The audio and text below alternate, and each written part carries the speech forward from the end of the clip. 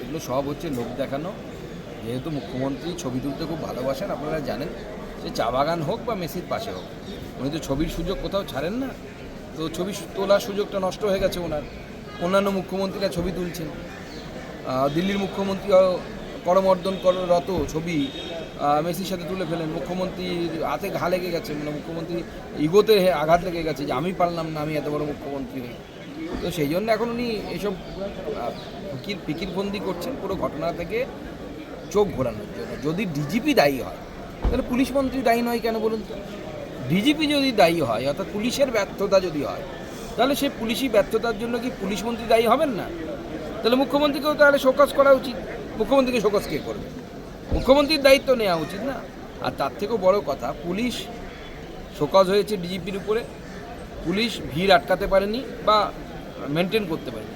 আচ্ছা, যে বোতল, জলের বোতল 30 টাকার বোতল বা 50 টাকার বোতল 300 টাকায় বিক্রি হচ্ছিল, এটা আটকানো কি পুলিশের কাজ? ওখান থেকে তো পয়সা খাওয়ার, কাটমানি খাওয়ার ব্যবস্থা করেছিল এই তৃণমূল কংগ্রেস।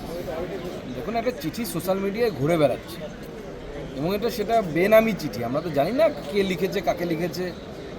বাংলায় লেখা দেখলাম, হাতে লেখা দেখলাম।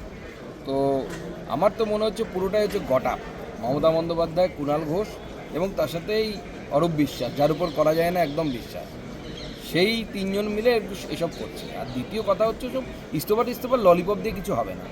যারা বাঙালির মান সম্মান ভুলুণ্ঠিত করলো, লজ্জায় মাথা কাটা গেল, মুম্বাই পারলো, দিল্লি পারলো, হায়দ্রাবাদ পারলো, আমরা পারলাম না, তাদের একটাই সাজা হতে পারে, সেটা হচ্ছে অ্যারেস্ট বা গ্রেপ্তার। আর তার থেকেও বড় কথা, মুখ্যমন্ত্রীর পরিবারের লোকজন কী সব ব্যানার্জি, আকাশ ব্যানার্জি, ছোটো ব্যানার্জি, বড় ব্যানার্জি, সব যে ঘিরে ধরে মেসিকে ছিল, যার জন্য জনগণ দেখতে পায়নি, বাংলার যারা মেসির ফ্যান, ফুটবলের ফ্যান, তারা দেখতে পাননি, তাদের বিরুদ্ধে কে ব্যবস্থাটা নেবে? তারা কোথায় ইস্তফা দেবে? তারা কি ব্যানার্জি পরিবার থেকে ইস্তফা দেবে, না কি ইস্তফা দেবে? মুখ্যমন্ত্রী কী ব্যবস্থা নেবেন তাদের?